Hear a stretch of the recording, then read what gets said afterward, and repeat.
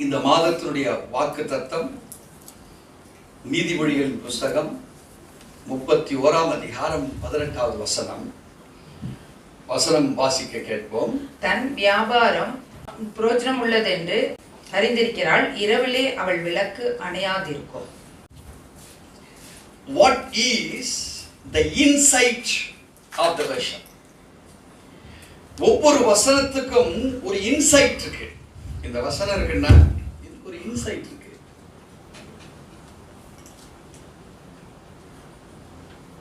இந்த இன்சைட் தான் முக்கியம். வசனம் மேலோட நம்ம பார்க்கிற பொழுது அவள் எதை அறிந்திருக்கிறா? தன்னுடைய வியாபாரம் என்பது பிரயோஜனம். அந்த பிரயோஜனம் எதை குறித்து சொல்லுகிறது? இந்த இன்சைட் ஒரு நோபல்னஸ் காமிக்குது.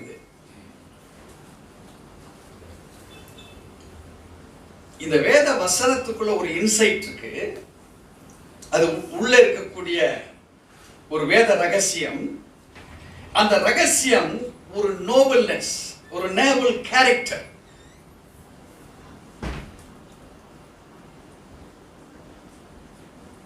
ஒரு நோபல் கேரக்டர் அது நமக்கு காண்பிக்கிறது. இந்த நோபல் கேரக்டர் இருக்கிறவங்க தான் தன்னுடைய வியாபாரத்தை பிரயோஜனம் உள்ளது என்று சொல்ல முடியும். அந்த நோபலுடைய தமிழாக்க என்னன்னு கேட்டீங்கன்னா வேற ஒண்ணும் இல்லை, அதுக்கு உன்னதமான என்ற அர்த்தம்.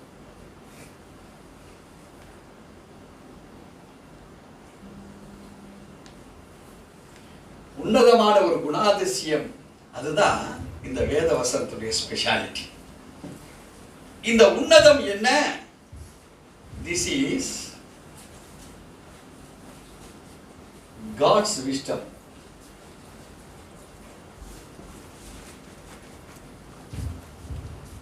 ஒரு வியாபாரம் என்பது இங்க பொதுவா ஒரு வியாபாரம் கொடுத்திருக்கு. அந்த வியாபாரத்தை உங்க குடும்பம்னு நீங்க பார்க்கலாம். அந்த வியாபாரத்தை உங்க உடல்நிலை என்று நீங்க பார்க்கலாம். அந்த வியாபாரத்தை உங்களுடைய கையின் பிரயாசங்கள் என்று நீங்க சொல்லி பார்க்கலாம். அந்த வியாபாரம் உங்களுடைய ஊழியம் என்று நீங்க சொல்லி பார்க்கலாம். அந்த வியாபாரம் உங்களுடைய அழகு அந்தஸ்து என்று நீங்க சொல்லி பார்க்கலாம். அந்த வியாபாரம் உங்களுடைய சொத்து சுகம் என்று பார்க்கலாம். அந்த வியாபாரம் உங்களுடைய ஸ்டேட்டஸ் ஆஃப் லைஃப் என்று சொல்லலாம். அந்த வியாபாரம் உங்க குடும்பத்தில் இருக்கிற சமாதானம் என்று சொல்லலாம். இப்படி இங்கே சிலேடைகளாக பல காரியங்கள் நாம் பார்க்கக்கூடிய வேலைகள் இருக்கு. அப்போ இந்த நோபல் கேரக்டர் யார் தான் இருக்குது? the woman. இங்கே ஒரு குணசாலியான ஸ்திரீயை குறித்து சொல்லப்பட்டிருக்கு. நாம் எல்லாம் மனவாட்டிகளாக ஒரு சபையில் இருக்கிறோம். சபைக்கு தலை ஆண்டவராகிய இயேசு கிறிஸ்து. சோ மனவாட்டியா இருக்கக்கூடிய இந்த மனவாட்டி என்பது the woman of noble character. அப்ப நீங்களும் நானும் மனவாட்டியா இருக்கப்பட வேண்டுமானால் நம்ம ஒரு உன்னதமான ஒரு கேரக்டரை சார்ந்து வாழுகிற ஒரு மகிமையின் வாழ்க்கையில இருக்கிறோமா என்பதை நாம் டெஸ்ட் பண்ண வேண்டிய ஒரு வேலை. இந்த பிளெஸிங் வேர்ட் நாம எங்க இருக்கிறோம், எங்க போறோம், எதை சாதித்துக் கொண்டிருக்கிறோம், இல்ல நம்முடைய பர்சனல்ல நம்ம எதை வெற்றி என்று இருக்கிறோம் என்பதை பலவிதமான காரியங்களை நமக்கு காமிக்குது. இந்த விஸ்டம் இது எதுல இருக்கு பார்க்கணும்? ஆக்ஷன்ல இருக்கா?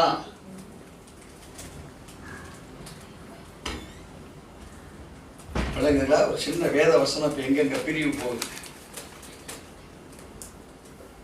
புரியுதா புரியலீங்களா? ஒரு சாதாரண வேத வசனம் தான். என்ன சொல்லுது? தன் வியாபாரம் பிரயோஜனம் உள்ளது என்று அறிந்திருக்கிறார். அவ்வளவுதான். இதுதான் வேத வசனம்.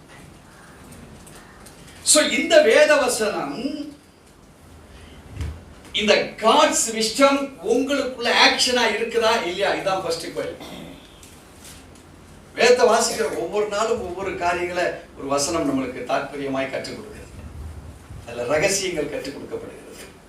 ஆழ்ந்த சத்தியம்னு சொல்றாங்க எல்லாரும். சிலது எல்லாமே சத்தியம் தான். அதுல நல்ல சத்தியம், கெட்ட சத்தியம், ஆழ்ந்த சத்தியம், மேல் சத்தியம், உள்ள இருக்கிற சத்தியம், வெளியே இருக்கிற சத்தியம், உள்ள வெளியெல்லாம் இதுல எதுவும் கிடையாது. சத்தியம் நீ நல்லா புரிஞ்சுட்டா ஆழ்ந்த சத்தியம். நல்லா சொல்லி கொடுத்தா பாஸ்டர் நீங்க ஆழ்ந்த சத்தியத்தை எவ்வளவு அழகா சொல்லி கொடுத்தாரு பாத்தியா? வேதத்துல எங்கேயும் ஆழ்ந்த சத்தியம்னு அப்படிலாம் ஒண்ணு நம்ம மெஷர்மெண்ட் தான். இப்போ இந்த நோபல் கேரக்டர், அந்த விஸ்டம் நம்மளுக்குள்ள is it in action, it is important. அவ்வளவுதான். ஆண்டவர் கொடுத்த அந்த ஞானத்தை நாம் பயன்படுத்துகிறவராக இருக்கிறோமா? ஜீசஸை பயன்படுத்துகிறோம்.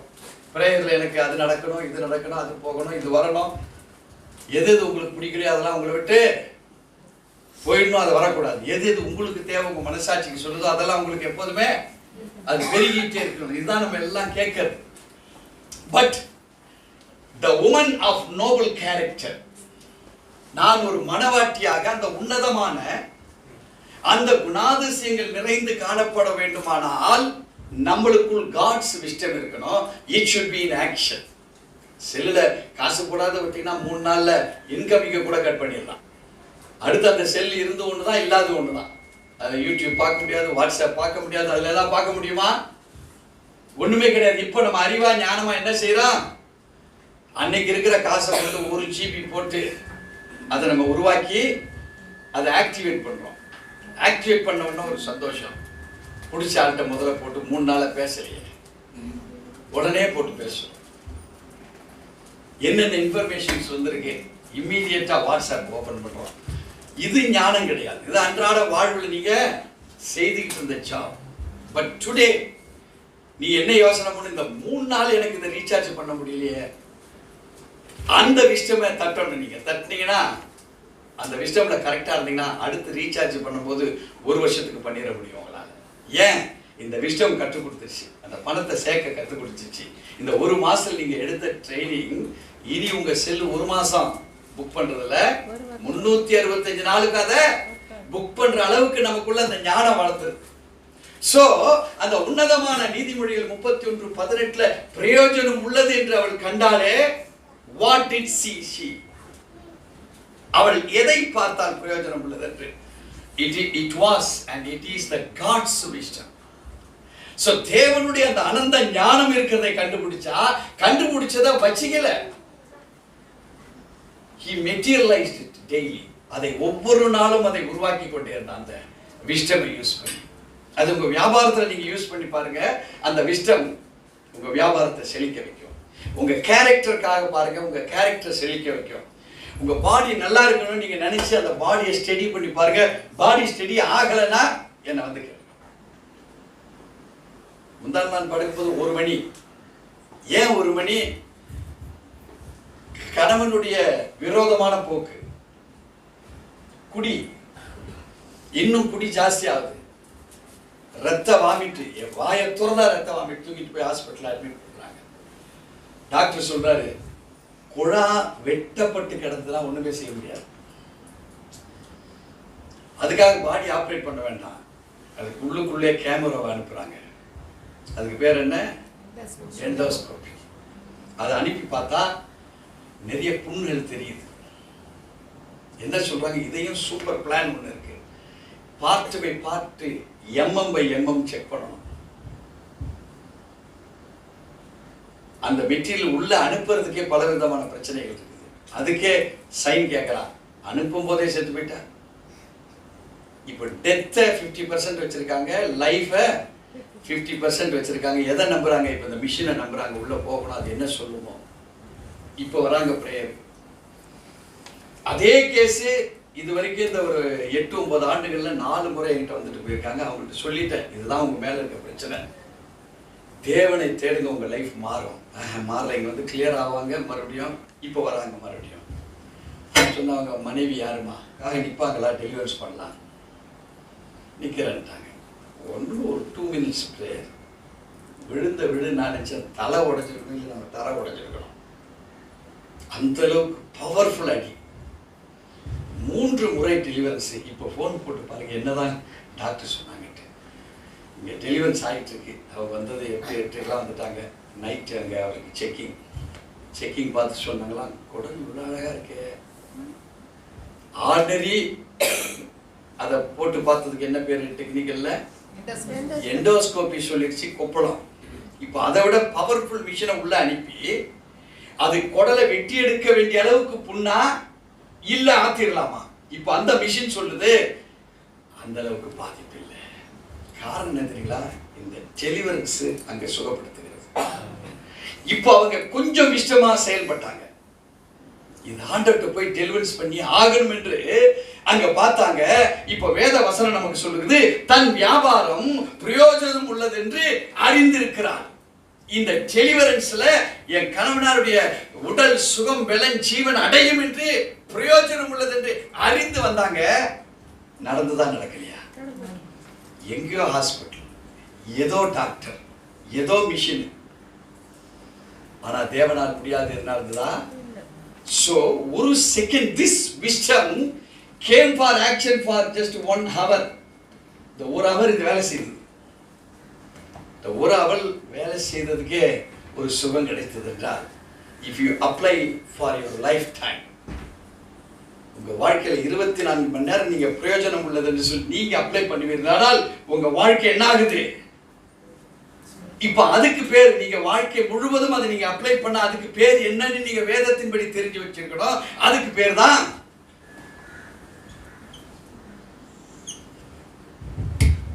அதுக்கு பேர் என்ன? அவங்க 1 hour அந்த ஆக்ஷனை கொண்டு வந்தாங்க, உடல் சுகமாச்சு. இப்ப அந்த 1 hour இந்த காட்ஸ் விஸ்டமை நீங்க எக்ஸ்பிரஸ் பண்ணணும். எப்படி எக்ஸ்பிரஸ் பண்ணணும்? விசுவாசத்துல. So faith expressed in daily life. இது உங்களுடைய வியாபாரம் எதுவாக இருந்தாலும், உன் பிள்ளை படிக்கணும்னு நினைக்கிறியா, ஃபெய்த்ல இந்த ஆக்ஷனை உன் பையனுக்கு நேரா காமிச்சுப்பாரு. ஏன்னா வேதம் சொல்லுது, வேதம் சொல்லுது, நீதிமொழி 31:18 தன் வியாபாரம். அப்ப நீ உன் பிள்ளைக்காகவோ உன் மனைவிக்காகவோ உனக்காகவோ நீயே உன் தலைமையில வச்சு சொல்லிப்பாரு. So faith expressed in daily life. So what is that life? What is that faith? The God's wisdom made into action, it becomes as faith to be expressed in our daily life. செயல்படுத்த முதல்ல cycle ஓட்டும்போது கீழே விடுவீங்க, அப்புறம் சைக்கிளை ஓட்டுவீங்க, அதுக்கப்புறம் ஒரு கையில ஓட்டுவீங்க, அதுக்கப்புறம் 2 கையை விட்டுட்டும் ஓட்டாளா மாறும். எடுத்த உடனே 2 கை விட்டுட்டு ஓட்டாளா நம்மளால மாற முடியுமா? இல்ல. So faith should be expressed in our life. It should be daily expressed. So தேவச்சனமே ஒரு உன்னதமான ஒரு கேரக்டர் என்ன? ஆண்டவருடைய ஞானத்தை பயன்படுத்துகிற ஆத்மாவாக இருக்கணும். அடுத்து சொல்லுகிறது டெலிஜென்ஸ். GENC. டெலிஜென்ஸ்னா என்ன தெரியுங்களா? அதேதான்.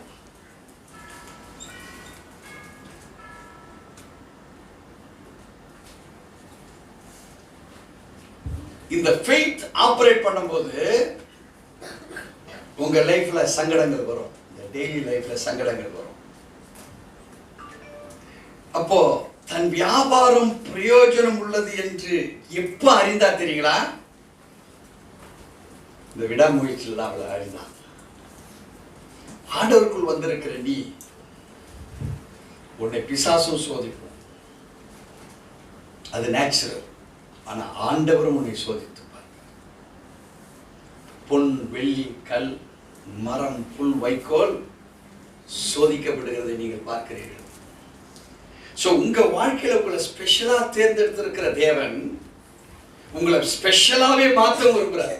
சோ தேர்ந்தெடுத்தது பெருசு இல்லை, உன்னை மாற்றுவது மிக மிக பெருசு. அத ஓ லைஃப்ல உன்னை கொண்டே டெஸ்ட் பண்ண வச்சிருப்பார். எப்படி? நீயே ஒரு ராங்கான் பாதையில போயிருப்ப, அவர் உன்னை போக சொல்லல. இப்ப வெளியே வரணும். இப்ப வெளியே வர்றதுக்கு நீ காட்ஸ் விஸ்டம் யூஸ் பண்ணுவ, ஃபெய்த்தை யூஸ் பண்ணுவ. ஆனா ஃபெய்த் விடாமுயற்சியில் இருக்குதா உங்ககிட்ட? இல்ல சோர்ந்து போயிடுறியா? இல்ல பழைய கதையை அந்த கதை இந்த கதையை பேசி ஒரு டைமை விட்டுறியா? குறிப்பா ஊழியக்காரங்க ரொம்ப கேர்ஃபுல்லா இருக்கணும். ஊழியக்காரருடைய ஃபெய்த் தான் மற்றவங்களுக்கு இருக்கிற பிரச்சனையை கிளியர் பண்ணுகிறதாக இருக்கு. நானே சொல்லக்கூடாது, பிரதர் உங்களுக்குலாம் சரியாகுது பிரதர், உனக்கு விசுவாசமே இல்லை பிரதர், நானே சொன்னேன்னு வைங்க, அவன் விசுவாசத்துல எனக்கு நம்பிக்கை இல்லை, அதுக்காக என்ன ஆண்டவர் உருவாக்கல. எஸ் சாமி ஒருவேளை உங்களுக்கு எல்லாம் ரட்சிப்பு கிடைக்காது போங்கடான்ட்டாருன்னு வைங்க, என்ன பார்த்தா போடான்ட்டீங்க. ஃபெய்த் என்ன வழி சொல்லுது பாருங்க, எங்கேயும் மரியாதை கொடுக்கறதுக்கு நம்மளை கூட்டிட்டு போயிடுச்சு. இப்போ இந்த விடாமுயற்சி இருக்குமானால் உங்க ஃபெய்த்தினுடைய எக்ஸ்பிரஷன்ஸ் வேறையா மாறும். எதிராளிக்கு ஆறுதல் கொடுக்கக்கூடிய ஒரு விடாமுயற்சி நீங்க அவனுக்கு கற்றுக் கொடுப்பீங்க. அவன் பலவீனத்துல உங்க பலன், அவன் பலவீனத்துல உங்க பலன். இது எங்க இருந்து கிடைச்சது?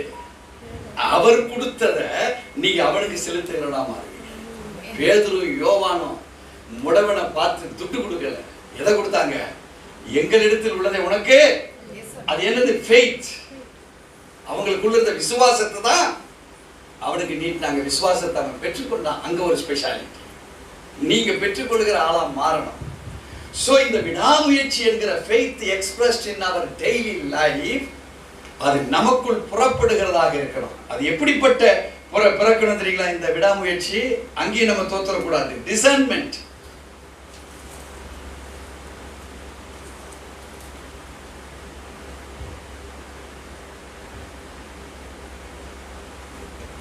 இந்த டிசர்ன்மெண்ட் என்ன தெரியுங்களா? பகுத்தறியத்தக்க.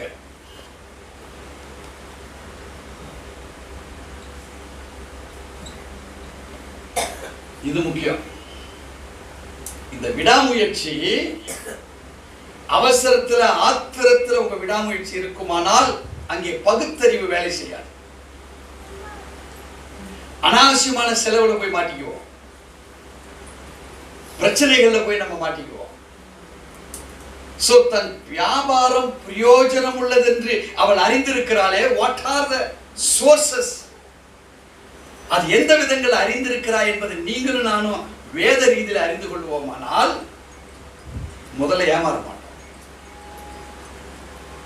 அடுத்து இன்னும் கொஞ்சம் ஸ்ட்ராங்கா ஏமாத்திரம் வருவான். அப்ப நீங்க இன்னும் விடாமுயற்சியா நீங்க பகுத்தறிவோடு கூட செயல்படுவீங்க.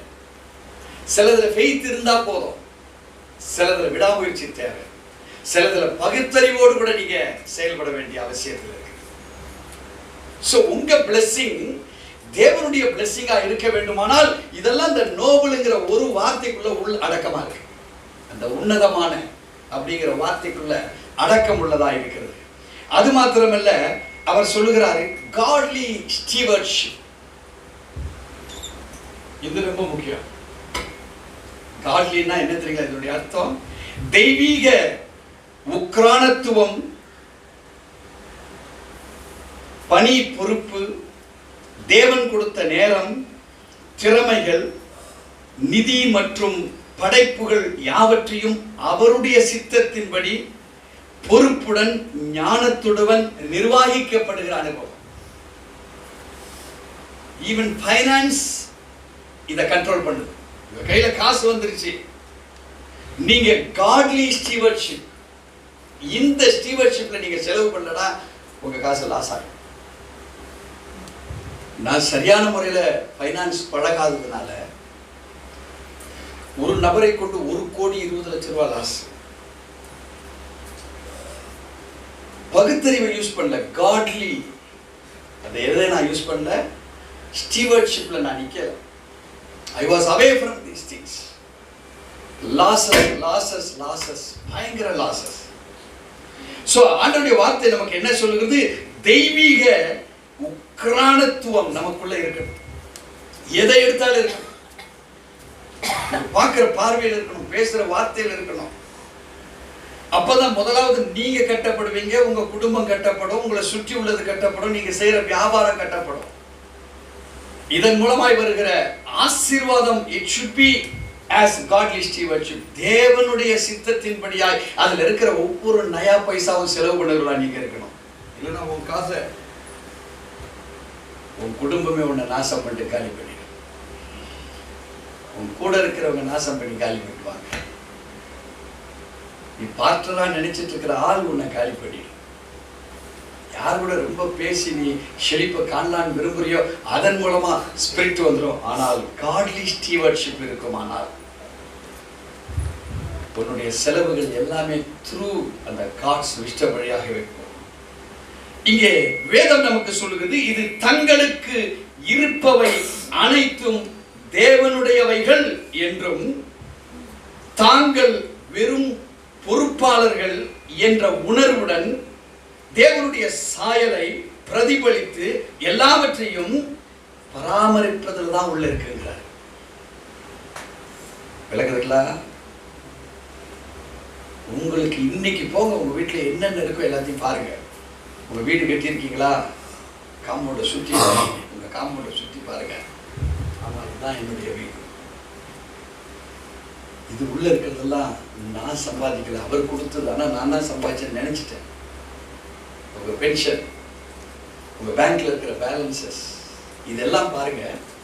இதெல்லாம் என்னது இல்ல, அவர் நாமும் மகிமைப்படும்படி என்ன சாட்சியா இருக்கிறதுக்கு அவர் கொடுத்தது. நல்லா புரியுதுங்களா? இது என்னது இல்ல, அவர் நாமும் மகிமைப்படும்படி இதெல்லாம் அவர் எனக்குள்ள கொடுத்து என்ன அவர் சாயல உயர்த்தி வச்சிருக்காரு. இப்ப ஏன் வேலை என்ன தெரியுமா? இதை நான் பெர்ஃபெக்டா, இதை நான் நிர்வாகம் பண்ணணும். அதுக்கு தான் நான் இருக்கிறேன். அந்த வியாபாரம் தோத்து போவார். அந்த வியாபாரம் பிரயோஜனம் உள்ளதா இருக்கும். அது உனக்கும் தெரியும், யாருக்கு வேணாலும் சரி. உன்னை பார்த்து மற்றவங்களை தேவன் அவங்களை கூட வழிநடத்த செய்வார். அவங்களுக்கு ஆச்சரியமா இருக்கும், இந்த குணாதிசயங்கள் அவங்ககிட்ட இருக்குன்னு அவங்களுக்கு தெரியுமா? இது உனக்கும் கடவுளுக்கும். அது மாத்திரமில்ல, வேதம் சொல்லுகிறது அவள் அறிந்திருக்கிறாள். எல்லாத்தையும் என்ன செய்திருக்கிறாள்? அறிந்திருக்கிறாள். அந்த அறிந்திருக்கிறாள் என்பதற்கு இங்கிலீஷ்ல thoughtful planning. அது சாதாரண பிளான் இல்ல, thoughtful. THOUGHT, thoughtful planning. என்ன thoughtful planning? இங்கே வேதம் சொல்லுகிறது உணர்ந்து ஞானத்தில் செயல்படுவது. என்னது? உணர்ந்து ஞானத்தில் செயல்படுகிற அனுபவங்கள். That is called as thoughtful planning. விசுவாசிக்கிறீங்களா? கர்த்தர் நல்லவரா இருக்கிறார். அவங்களுக்கு உங்க லைஃப் ஸ்டைலை மாற்ற விரும்புகிறார். அவரு இது வரைக்கும் நம்ம எந்த வித ஸ்டைல் வச்சு நம்ம லைஃப்பை ரன் பண்ணோம். ஏதோ நமக்கு நாமே சில திட்டங்களை போட்டுக்கிறோம், நமக்கு நாமே சில காரியங்களை செயல்படுத்தி கொண்டு வருகிறோம். அது ஹம்பக்கவே நம்ம ரொம்ப பெருசா நினைச்சிட்டு இருந்துட்டு இருக்கோம். கரெக்டா அவருடைய பாதையில போயிருந்தீங்கன்னா, நான் கூட சரி, இன்னைக்கு இது ஒரு 4 ஃப்ளோர் கன்ஸ்ட்ரக்ஷன் தான். எங்கேயோ விளைகிற ஒரு ஆப்பிள் இங்க உள்ள மார்க்கெட்டுக்கு, வியாபாரத்துக்கு வருது. எங்கேயோ கண்டுபிடிச்ச கார் இந்தியாவுக்கு ஓங்காரா மாறி இருக்கு. உண்மையா இல்லையா? சோ தேவ ஜனமே, இப்போ நம்முடைய தாட்ஃபுல் பிளானிங் வித் கிரைஸ்ட் எதுல நாம நினைக்கப்பட்டிருக்கிறோம். கடையில போய் உனக்கு பிடிச்ச பர்கரை கேட்கிற, அது இந்தியாவில் ஆட்சி கண்டுபிடிச்சதா? அது ஆட்சி மசாலா தான் கண்டுபிடிச்சது. ஆனா பர்கரே எங்கேயோ ஃபாரின் கால்குலேஷன். இங்க வந்து அதை சாப்பிட்டுட்டு என்ன ருசி? உங்க thoughts. It depends upon your thoughts. இங்கே வேதம் சொல்லுகிறது உணர்ந்து ஞானத்தில் செயல்படு, நாட் டிபெண்டிங் அப்பான் லக். அதிர்ஷ்டத்தை நம்பியோ உன் தாட்ல இப்படி போட்டா அப்படி வந்துரு, அதை இப்படி செய்தா இப்படி கிடைச்சிரும்னு ஒரு கால்குலேஷன் போடுற பாரு, அது செட் ஆக. அது மாத்திரம் இல்ல, not depending upon a personal word. யாரோ சொன்னார்கள் என்பதற்காக உன்னையே நீ தாரவாத்துட்ட. அது வியாபாரமா இருக்கலாம், குடும்பமா இருக்கலாம், எப்படி வேணா இருக்கலாம்.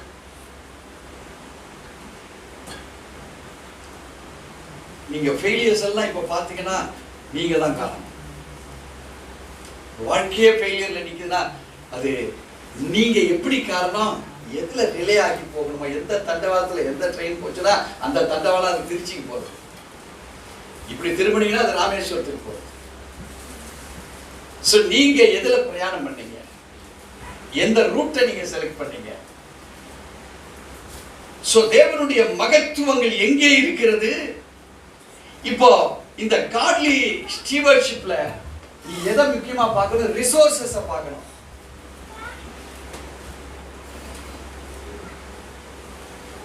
ரிசோர்சஸ். உன்னை நீ வாழ்க்கையில ஒரு வெற்றி பெற்றிருப்ப. ஆனா ரிசோர்ஸை தேடினியா மறுபடியும்? ஒரே ஒரு மாங்காய் சாப்பிட்டு கீழே போடுற ஒரு கொட்டை, அது நல்ல மண்ணில் விழுந்தது. அதுக்கு மேல குப்பைகளை கொட்டிக்கிட்டே வந்தோம்.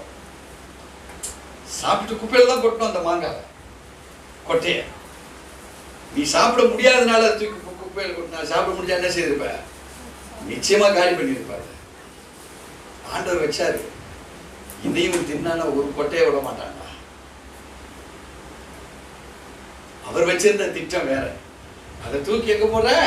குப்பையில போடுற. அந்த குப்பை மேல மண்ணு மக்கின குப்பை போட போட போட அது உரமா மாறிடுச்சு. அடுத்த வருஷம் ஒரு மழை பெஞ்சு திரும்புது, அந்த கொட்டை வளர்ந்துச்சு.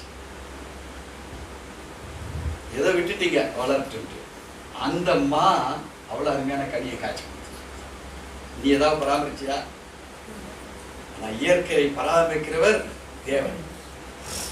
இப்போ உன்னை பார்க்கிறாரு, உன் காட்லி ஸ்டீவர்ட்ஷிப் எந்த ரிசோர்ஸை தேடி அது வாழுது.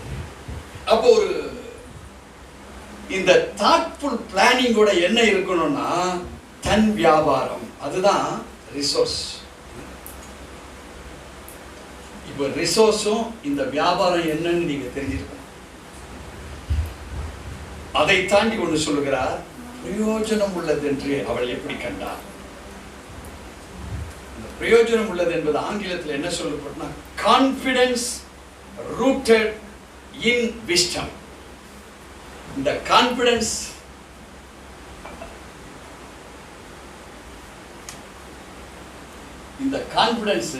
இது வேறாக ரூட்டடா இருக்கணுமா?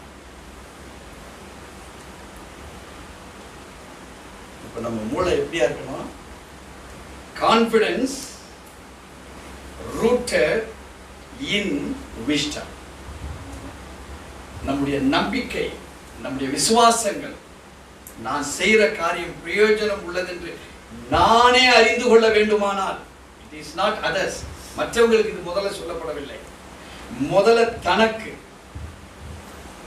அப்போ அந்த வியாபாரம் தான் அது செழிக்கும். இப்போ இது எல்லாம் பார்ட் 1. அந்த வசனத்தை வாசிங்க. தன் வியாபாரம் பிரயோஜனம் உள்ளது என்று அறிந்திருக்கிறாள். அவ்வளவுதான். அதுக்குதான் இவ்வளவு விளக்கம். இப்ப இந்த விளக்கத்தை நாம ஃப்ரூட்ஃபுல்லா மாறணும், அது கனியாக மாற வேண்டுமானால், இப்போ வேதத்தினுடைய நிழலாட்டம் நமக்கு என்ன சொல்லி கொடுக்குது? கலாத்தியருக்கு எழுதின நிருபம் 5ஆம் அதிகாரத்தை எழுதுவோம். இது 22 to 29. ஆவியின் கனியோ அன்பு சந்தோஷம் சமாதானம் நீடிய பொறுமை தயவு நற்குணம் விசுவாசம் சாந்தம் இச்சையடக்கம் இப்படிப்பட்டவைகளுக்கு விரோதமான பிரமாணம் ஒன்றுமில்லை. ஒரு நிமிஷம். இப்போ சொல்லப்பட்ட இந்த ஆவியின் கனிகள் அல்ல, இதுல என்ன போட்டிருக்கு? ஆவியின் கனியோ. இதெல்லாம் கனிகள் அல்ல. It all is one fruit. இங்கதான் வேதத்தினுடைய உண்மையை நம்ம புரிஞ்சுக்கணும். இதுல ஏதாவது ஒண்ணு இல்லைன்னா அது கனி இல்லைன்னு அர்த்தம். இப்ப ஆவியின் கனிகள்னு சொல்லி இத்தனையும் சொல்லி ஒண்ணு இல்லைன்னா அந்த ஒண்ணை அட்ஜஸ்ட் பண்ணிக்கலாம்னு சொல்லலாம். நல்லா புரியுதுங்களா? It is not fruits, it is fruit. எல்லாம் சேர்ந்தது ஒரே ஒரு கனி தான். சோ தேவச்சனமே இப்ப நம்முடைய வாழ்க்கையில நம்மள சொல்லுவாங்க, நல்ல பிரதர் அவரு என்ன ஒண்ணு கொஞ்சம் கோவப்படுவார், அப்போ உங்களுக்கு அது கனியே இல்லைன்னு. நல்ல காசு செலவு பண்ணுவார் பிரதர், ஆனா 20ஆம் தேதிக்கு மேல ரொம்ப கஷ்டப்படுவார், இது கனி கிடையாது. இந்த சொல்லப்பட்ட இந்த நோபல் கேரக்டர்ஸ் இது எல்லாம் இருந்தாதான் இது கனியாக மாறுகிறது அவங்க வியாபாரத்துல. இதுல ஒண்ணு ஃபெயிலியர்னா அந்த வியாபாரம் செழிக்காது. இப்ப ஆவிக்குரிய நிழலாட்டம் என்ன சொல்லுகிறது? ஆவியின் கனியோ அவருக்கு பிரிச்சு ரொம்ப கிளீனா சொல்லுகிறாரு. அன்பு சந்தோஷம் சமாதானம் நீடிய பொறுமை தயவு நற்குணம் விசுவாசம் சாந்தம் இச்சையடக்கம். இந்த 9 சேர்ந்ததுதான் இது சேர்ந்ததுதான் ஒரு கனி.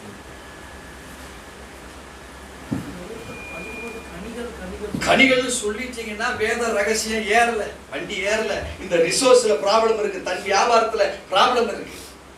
இந்த ரிசோர்ஸை என்னன்னு கேட்டீங்கன்னா வேதத்தினுடைய தாற்பயம் சூட்சமாக எங்க கொடுக்கப்பட்டிருக்குன்னு அந்த ஆங்கிளை கண்டுபிடிச்சாதான். இல்ல உங்கள்கிட்ட 10 குணம் 20 குணம் 30 குணம் நிறைய இருக்குது, ஆனா ஏதோ ஒண்ணுல இந்த 9ல உள்ளது ஒண்ணு அவுட்னா you are not properly decided by the resources of the God. அது தேவனுடைய ரிசோர்ஸ் இல்ல, அது பிசாசுடைய ரிசோர்ஸுக்குள்ள.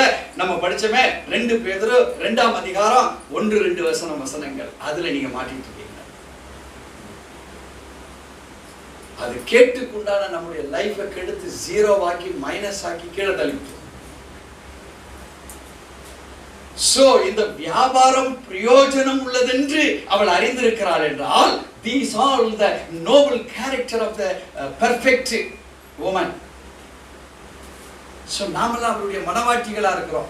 இவைகளை நம்ம பங்கு பெறணும்னா we are not the suitable bride for the bridegroom. இங்கே வேதம் சொல்லுகிறது 23ல, இப்படிப்பட்டவைகளுக்கு விரோதமான பிரமாணம் ஒன்றுமே இல்லை. There is no opposite for such covenants what God has given as a fruit. அது மாத்திரம் வேதம் சொல்லுகிறது, கிறிஸ்துவினுடையவர்கள் தங்கள் மாம்சத்தை அதன் ஆசை இச்சைகளையும் சிலுவையிலே அறைந்திருக்கிறார்கள். நாம் ஆவியினாலே பிழைத்திருந்தால் ஆவிக்கேற்றபடி நடக்கவும் கடவும், வீண் புகழ்ச்சியை விரும்பாமலும் ஒருவர் கோபம் ஊட்டாமலும் ஒருவர் மேல் ஒருவர் பொறாமை கொள்ளாமலும் இருக்க கடவும். நீங்க எங்க உங்க ஆக்ஷனை விட்டு வெளியே வந்துட்டீங்களோ உங்க வியாபாரத்தை நீங்க கவனிக்க முடியும், உங்க கேரக்டர் நீங்க கான்சென்ட்ரேட் பண்ண முடியாது, உங்க ஊழியத்தை நீங்க பெர்ஃபெக்ட்டா கொண்டு போக முடியாது, உங்க பணம் என்கிற அந்த ஸ்டேட்டஸை நீங்க ஆர்கனைஸ் பண்ண முடியாது, விழுந்துருவீங்க. உங்களை பிசாசு வேற ஆங்கிள் எழுதுன்னு போய்கிட்டே இருக்கலாம். உங்களுக்கு வர வேண்டிய வியாபாரத்தை அங்கேயே தடை பண்ணிடுவான். கிட்ட வந்து தடையாவது, அது உருவாக்குகிற இடத்திலே அவன் அதை தடை பண்ணிடுவான். ஏன்? நீ உன்னுடைய ரிசோர்ஸ் மேல கவனமா இல்லை என்பதை அவன் புரிஞ்சுக்கிட்டான். நம்முடைய ப்ராப்ளமேட்டிக் பார்த்தீங்கன்னா ரொம்ப அதிபயங்கரமா. வாசிக்க கேட்போம். கலாத்தியர் 6:9-10. நன்மை செய்கிறதில் சோர்ந்து போகாமல் இருப்போமாக, நாம் தளர்ந்து போகாதிருந்தால் ஏற்ற காலத்தில் அறுப்போம். ஆகையால் நமக்கு கிடைக்கும் சமயத்திற்கு தக்கதாக யாவருக்கும் விசேஷமாக விசுவாச குடும்பத்தாருக்கும் நன்மை செய்ய கடவும். ஆண்டவர் சொல்றாரு, உங்க லைஃப் if it is உன்னதம், if it is noble, நீங்க இதை சார்ந்துதான் நீங்க இருக்க வேண்டிய அவசியத்துக்கு உங்களை கர்த்தர் அழைச்சிருக்கிறார். சோ கேர்ஃபுல்லான உங்களுடைய அட்டென்ஷன் ஆண்டவருடைய பொறுப்பின் மேல் இருக்கப்பட வேண்டும். First part, second part of the woman. இரண்டாவது பார்ட் என்ன சொல்லுகிறது? இரவிலே அவள் விளக்கு அணையாதிருக்கும். her lamp doesn't.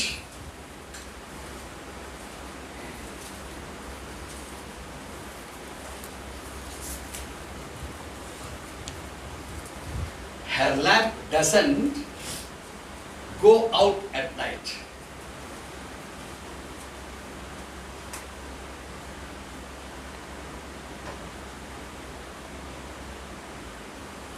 அவள் விளக்கு அணையாது. எப்போ அணையாது இருக்கும்? இரவிலே. அர்த்தம் என்ன? இரவுல விளக்கு தேவை. அணையாது இருக்கும் என்பது அது கனி. அது அணையாதிருப்பதற்கு எந்த நேரத்தில் அணையாது இருக்கணும்? இரவுல அணையாது இருக்கணும் என்பது பொறுப்பு. ஓகேங்களா? இப்போ இங்க உங்களுடைய லைஃப் ஸ்டைல ஆண்டவர் பார்க்கிறார். The lamp is symbolized by this. How it is symbolized?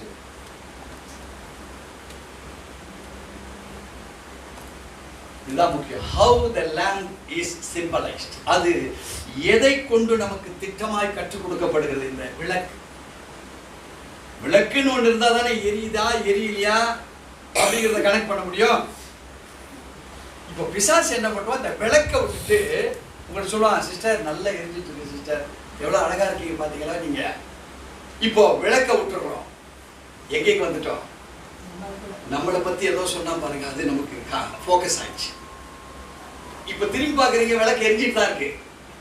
ஆனா உங்களை டைவர்ட் பண்ணி குறைய போகிற எண்ணெயை குறித்து உங்களை என்ன பண்ணிடுறாங்க, கவலைப்படாம உங்களை ஏதோ சொன்னதையே அந்த ரிப்பீட்டட்ல உங்களை கொண்டு போயிடுவாங்க. நீங்க ஃபர்ஸ்ட் பார்ட்ல கரெக்டா இருந்தீங்கன்னா, இந்த ஃபர்ஸ்ட் பார்ட்ல கரெக்டா இருந்தீங்கன்னா உங்களை செகண்ட் பார்ட்ல உடைக்க வைப்பான். எப்படி உடைக்க வைப்பான், நல்லா சம்பாதிச்சு மேல வந்திருப்பீங்க, நல்ல பேரை சம்பாதிச்சு மேல வந்திருப்பீங்க, நல்ல ஊழியம் பண்ணி நீங்க மேல வந்திருப்பீங்க, நல்ல குடும்பம் கட்டப்பட்டு நல்லா வந்திருப்பீங்க, நல்ல பிள்ளைகள் படிச்சு மேல வந்திருக்கோம். இந்த ஸ்டேஜ்ல உங்களை விளக்க அணைக்க பார்ப்பான் பிசாசு. 30 ஆண்டு காலங்கள் 40 ஆண்டு காலங்கள் எதை ஜெயிச்சு வந்தீங்களோ வித்தின் 30 days, 1 மாத காலத்துல ஜீராக்கிட முடியாம. இப்போ ஃபர்ஸ்ட் பார்ட்ல நீ எந்த அளவுக்கு பலமா இருந்து ரிசோர்ஸை தேடி நீ அதை உருவாக்குனியோ அதை நொடி பொழுதுல காலி பண்ணிடுவாங்க. புரியுதுங்களா? ஏன்னா இன்னைக்கு நம்ம பிளெஸிங் வேர்டை பத்தி பார்த்துட்டு இருக்கிறோம். பிப்ரவரி மாதத்தினுடைய பிளெஸிங் வேர்டு, ஓகேங்களா? ப்ராமிஸ் வேர்டு இல்லை. Blessing word it is work, promise word it's God's word. Blessing word நீங்க பணி செய்தால் உங்களுக்கு ஏற்ற பலன். ஓகேங்களா? இப்போ உங்க விளக்கு அணையாதபடி நீங்க பார்த்துக்கிட்டு இருக்கணும்.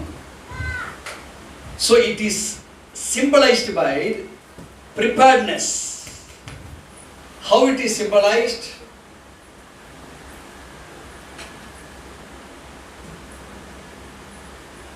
இந்த preparedness very முக்கியம்.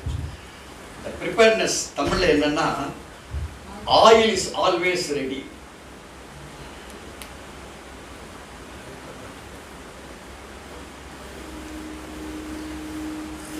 So இந்த ஆயில் அப்படின்னு சொல்றீங்கன்னா பரிசுத்த ஆவியினுடைய அபிஷேகம் உன்னை விட்டு நீங்களன்னு அர்த்தம். எப்படி நீங்களே முதல் ப்ராசஸ்ல சம்பாதிச்சீங்களே உள்ள பிரைடு வந்துடக்கூடாது. முன்னாடி வாஸ்தமா கலாத்தியர் 6ல் உள்ளது வாஸ்தமா வாசிக்கலையா? அதுல 9:10 நம்ம வாஸ்தம் என்ன சொல்லுது? நன்மை செய்கிறதில் சோர்ந்து போகாமல் இருங்கள், நாம் தளர்ந்து போகாதிருந்தால் ஏற்ற காலத்தில் அறுப்போம். தளர வைக்கிற சூழ்நிலைகள் உன் குடும்பத்துல வரும்னு வேதம் சொல்லுது. அதனால்தான் தளர்ந்து போகாதிருந்தால். அடுத்த வசனம் சொல்கிறது, ஆகையால் நமக்கு கிடைக்கும் சமயத்திற்கு ஏற்கத்தக்கதாக யாவருக்குமாய் விசேஷமாக விசுவாச குடும்பத்தார்களுக்கு நன்மை செய்ய கடவோம். இப்போ விசுவாசம் இல்லாத ஒரு குடும்பம் கூட வரும். அவ யார்தான் அந்திகிறிஸ்துவின் ஆவியை போற்றியிருக்கிறார். இன்னைக்கு திருச்சபைகள் சத்தியத்தை கற்றுக் கொடுக்க வேண்டியதுதான் திருச்சபையினுடைய வேலை. சோ போதனைக்கும் பிரீச்சிங் என்றது அதுக்கு தமிழ்ல என்ன சொல்லுவோம்? பிரசங்கம். போதனை அதுக்கு நீங்க சொன்ன வார்த்தை உபதேசம். சோ நம்ம இந்த ப்ரிப்பேர்ட்னஸ் போதனையில நம்ம இருக்கணும், அல்லது உபதேசத்துல நம்ம நிக்கணும். இதுதான் oil is always ready with us. So உங்க விளக்கு preparedness, உங்க விளக்கு எப்படியாக இருக்கணும்? என்ன எப்படி குறையக்கூடாதோ உங்களுடைய போதனைகள், உங்களுடைய உபதேசங்கள், நீங்க எதை receive பண்ணியிருக்கிறீங்களோ it is compared with the power of the Holy Spirit, not an ordinary Holy Spirit. It is compared with the power of the Holy Spirit. So நீங்க are you a power filled church? நீங்க தேவனுடைய ஆலயமா இருக்கீங்க. How far you are filled with the power of the Holy Spirit, not Holy Spirit. எல்லாருக்குள்ளேயும் பரிசுத்த ஆவி இருக்கிறார். திருடனுக்குள்ள கூட இருக்கிறார். டேய் திருடாதடா, இவன் சொல்றான் நான் திருடாதான் எனக்கு கூடாது. டேய் கொலை செய்யாதடா, அதுக்கு தான் நான் ஒரு 50 லட்ச ரூபா வாங்கியிருக்கேன். கொலை செய்தி மனசாட்சி சொல்லுமா? அவன்கிட்ட நீ செய்து தப்புன்னு சொல்லுமா சொல்லாதா? அதுதான் ஆவியானவர். இப்போ வெறும் ஆவியானவரா நீ நினைச்சனா you are an ordinary prepared human. If it is preparedness, இதுதான் உங்களை மாத்தி காமிக்குது. Are you prepared? Yes. Is the property of preparedness is with you? எப்ப எண்ணெயில தேங்காய் எண்ணெய் இருக்குதா, அப்ப மந்திரிச்சு கொடுக்கலாம், ஜெபிச்சு கொடுக்கலாம், அபிஷேகத்துல அதுக்கு வார்த்தையை சொல்லி கொடுக்கலாம். வெறும் பாட்டில் வாங்கி வந்தனா நான் கேட்கிறேன், இஸ் ஆயில் இஸ் தேர்? ஆட்டி பார்த்தா ஆயில் இல்லையே. ஆமா பாஸ்டர், வெறும் பாட்டில் தான் தந்தேன். So bottle is prepared, but bottle filled with oil is called as preparedness. தேவ ஜனமே, வார்த்தையை நீ வாசித்திருக்கிற, அதை விசுவாசித்து உன் இருதயத்துக்குள்ள, it is a power filled Holy Spirit upon you. அது இல்லைன்னா ஏமாந்துருவேன், காசு கேட்டா கொடுத்துருவேன், பொருள் கேட்டா கொடுத்துருவேன், வரப்போதை தொலைச்சிட்டு வந்துடுவேன். எவன் எதுக்கு ஏமாத்துறது கேட்கறானா, கொடுக்கறது கேட்கறானா, ஹெல்ப்பா கேட்கறானா, வஞ்சித்து கேட்கறானா, அவன் கேட்கறதுல இத்தனை ரகம் இருக்கு. அது மகளாகட்டும், மருமகளாகட்டும், மருமகனாகட்டும், புருஷனா இருக்கட்டும், பொண்டாட்டியா இருக்கட்டும், புள்ளையா இருக்கட்டும், எவன் அறவே கடன் மாட்டிக்குவான். ஒண்ணு நீ மாட்டிப்பே, இல்லை உன் பொண்டாட்டி மாட்டிக்கும், உன் புள்ள மாட்டிக்கும். உன்கிட்ட மாட்ட முடியாச்சா பொண்டாட்டிய பேசி வாங்கி. யாராவது உங்களை பார்த்து நெகட்டிவா புகழ்ந்தாங்கன்னா தயவு செய்து ஏற்றுக்காதீங்க. யாராவது நெகட்டிவா உங்களை பார்த்து தவறா சொல்றாங்கன்னா மாட்டிக்காதீங்க. எனக்கும் கடவுளுக்கு தெரியும், நீ சொல்லி என்ன பாராட்ட வேண்டாம், நீ சொல்லி என்ன இகழவும் வேண்டாம். உங்க practice is dependent upon prepared or preparedness. இதுல இல்ல, இதுலதான் இருக்கிறேன், இது அவுட் ஆயிடுங்க. இந்த ப்ரிப்பேர்னஸ் உனக்குள்ளதான் அன்றைக்குண்டான போதனை, அன்றைக்குண்டான ஆகாரம், அன்றைக்குண்டானவைகள் உனக்கு உபதேசமாக கொடுக்கப்படும். See, this oil is always ready. It is a pipeline to your brain. It is a pipeline to your heart. It is a pipeline to your soul. It is a pipeline to your structure of the body.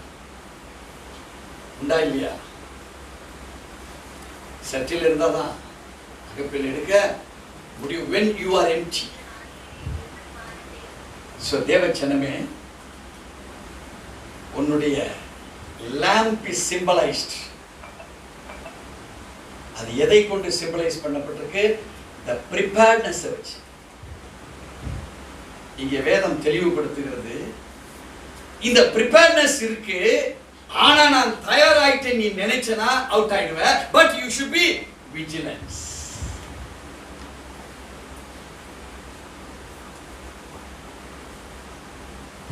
நீ எப்பொழுது எப்படி இருக்கணும்? விழித்திருக்கிறவனால். அதுக்காக கண்ணை முடிச்சுட்டு இருக்கிறது, ஆவியில விழித்திருக்கிறவனால். உன்னோட கனவுல பேசும். பெரும்பாலும் இக்குபஸ் அண்ட் அக்குபஸ் ஆவிகள் தான் இன்னைக்கு நிலவி கொண்டிருக்கு. ஒண்ணு உனக்கு கீழே படுத்திருக்கோம், இல்ல உனக்கு மேல படுத்திருக்கோம். எந்த சொகுசை நீ விரும்புற? எந்த சொகுசை விரும்புற? எதை நீ மனசுல விரும்பிக்கிட்டு இருக்கிற? உன்னை புகழ்ந்து பேசுறது விரும்புறியா? உன் மேல படுத்திக்கிட்டு உன்னை புகழ்ந்து பேசிக்கிட்டு. எமோஷனை விரும்புறியா? உன்னை கீழே படுத்திட்டு உன்னை தடை அதிலே உறங்க முடியா? So the vigilance section, if it is failed, உன் லேம்ப் சிம்பலைஸ் எதை பண்ணணும்? எரிந்து கொண்டிருக்கிற விளக்கு எரிஞ்சிருக்காத அணைஞ்சு. if you are not vigilant, போதனை கேட்டிருக்கோ, உபதேசத்தை கேட்டிருக்கோ. but what about application of the doctrine? what about the application of the teaching? இது ரெண்டும் நீ செயல்படுத்தும் போது எங்க கஷ்டம் இருக்கு, எங்க பிரச்சனை இருக்கு, எந்த இடத்துல என் குடும்பத்தை கரெக்ட் பண்ண முடியல, எந்த விதத்துல என் சரீரத்தை முடியல, எந்த இடத்துல பெயின் இருக்கு, அந்த விஜிலன்ஸ் பவர், அந்த செக்கிங் பவர் இருந்துகிட்டே இருக்கணும். அந்த வியாபாரம் தான் செழிக்கும் என்று அறிந்திருக்கிற நீ முழுமையா சொல்ல முடியும். உன் வாழ்க்கையை குறிச்சு உன் விஜிலன்ஸ் இந்த போதனைகளிலும் உபதேசத்திலும் இது விரிவாய் ஒர்க் பண்ணப்படுகிறதா தேவ ஜனமே? அப்பதான் 31:18 வாழ்க்கையில ஷேப்பை பார்க்க முடியும். வித் அண்ட் இன்சைட் அது மாத்திரமல்ல, இன்னும் சொல்லுகிறது, இந்த விஜிலன்ஸா இருக்கிற நீ அது போதுமா? இல்ல, கண்டினியூட்டி ஆஃப் கேர் தேவை. Continuity of care. இதெல்லாம் எதுக்கு? The lamp doesn't go out at night. எப்போ விளக்கு தேவையோ அந்த இடத்துல எரிகிற விளக்கு அணைந்து விடக்கூடாது. அல்லேலூயா. Now இப்படிப்பட்ட ஒரு தனி பிறவி. The word of God says she is always prepared, not panicked. அவ எப்பொழுதுமே இதை தயார் செய்வதற்குண்டான யுக்தியை கையாளுகிறாளே தவிர, ஐயோ இது முடியலையே அவ பேனிக் ஆகல. பேனிக்னா என்ன? ஒரு அதிர்ச்சி. ஐயோ இது முடியுமா? பயப்படுது, திகிலாகுது. கடன் பட்டவங்க எல்லாம் நான் சொல்றேன், don't be panic. Don't get panic. இது நம்மள அழிச்சிடும். வியாபாரமே இல்லையா பிரதர், கவலைப்படாதீங்க. வீடு கட்டினீங்க, ஏதாவது HDFCல கடன் பத்தி கவலைப்படாதீங்க, உங்களால அடைக்க முடியும். திகில், பயப்படுறது, பேனிக் ஸ்டாப் ஆகுது. ஏன்னா நம்முடைய லைஃப் கண்டினியூட்டி ஆஃப் கேர். இதுக்கு தான் நம்மள அழைச்சிருக்காரு. மூச்சு வேண்டாம்னு சொல்லி யாராவது சொல்றதுக்கு ஆள் இருக்கீங்களா? எனக்கு வேண்டாம், நான் மூச்சு எப்படியே விட்டுட்டு போயிடுறேன், 108ல அமைச்சிருங்க, யாராவது சொல்றீங்களா? மூச்சு விட முடியலனால என்ன செய்யறோம்? 108 பிடிச்சி அங்க போய் சரி பண்ணிட்டு வரோம், பார்க்கணும். அதுக்கு தான் 108. நம்மளை காலி பண்ணி போட்டு போறோம், ஆக்சிஜன் வச்சாவது போட்டு போறோம். சோ தேவச்சனமே, உன் சிம்பிள் இந்த லேம்போட என்ன இருக்கு? ப்ரிப்பேர்ட்னஸ் இருக்கா? உபதேசங்களும் போதனைகளும் இதுல அந்த விளக்கில் எண்ணெயாக இருக்கிறதா? Are you vigilant? Not only vigilant is sufficient. You must be having the character of continuity of care over it. இப்போ வேதம் என்ன சொல்லுது தெரியல? இப்படிப்பட்டவங்களுடைய வீடு, உங்க ஆத்மா தான் உங்க வீடு, உங்க சரீரம் தான் உங்க வீடு, உங்க நல்ல நினைவு மண்டல பகுதி அதுதான் உங்க வீடு. தாட்ஃபுல் எல்லாம் ஆர் ஸ்பிரிட்ஃபுல் எல்லாம் அதுதான் உங்க வீடு. So your household is secured now. நீ எந்த வசனம் எப்போ உனக்கு தேவையோ ஆண்டவர் உள்ள இருக்கிற ஆவியானவர் உனக்கு அதை எடுத்து உள்ள உன்னுடைய மனக்கண்கள் திறக்கப்பட்டிருக்கிற ஆவிக்கு கொடுப்பாரு. இப்ப நீ அதை வாயால பிரகடனப்படுத்துவ. You receive, you inherit everything from the Lord. அதை பெற்றுக்கொள்வ, அதை சுதந்திரமாக்கிக் கொள்வ. Not receiving, not inheritance, it is receiving and inheritance. அதை பெற்று சுதந்திரமாய் உனக்கு வைத்துக் கொள்ளுகிற அனுபவத்தை தேவன் கொடுப்பார். So இந்த லைஃப் எப்படி இருக்கும்? This life is stable. Plus stable மாத்திரமல்ல, it is secure.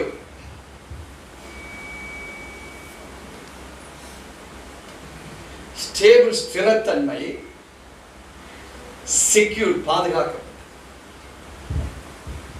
நிறைய பேர் சொல்லுவாங்க operation success but patient collapse. Operation perfect தாங்க, 2 மணி நேரம் உயிர், அப்புறம் போயிடுச்சு. போயிருந்தா எப்போ போயிருக்க வேண்டியது. ஸோ நம்ம சக்சஸ் எங்க இருக்கு தெரியுங்களா? ஸ்டேபிள், செக்யூர், பாதுகாக்கப்பட்ட. இது எங்க இருந்து வருது? ஆண்டவர் சொல்றார், முதல்ல நீங்க பார்த்தது லைட், இதுதான் விஸ்டம். ஸோ உங்க வாழ்க்கை எங்க இருக்கு? ஒரு விஸ்டம் பார்க்குறீங்கன்னா, அந்த நோபல் உமனுக்குள்ள என்ன இருந்தது? இங்க நம்ம பார்த்தோம், விஸ்டம் பார்த்தோம், ஞாபகா? விஸ்டம் தான் உனக்குள்ள லைட்டா இருக்காப்பா. யோவான் 1:4 சொல்லுகிறது, அவருக்குள் ஜீவன் இருக்குது, அது நமக்கு என்னவாக இருந்தது? ஒளியா இருக்கு. ஸோ யாரை நீங்க முன் வைத்திருக்கிறீங்க? அப்போ what is the first and second part combined? இது என்ன?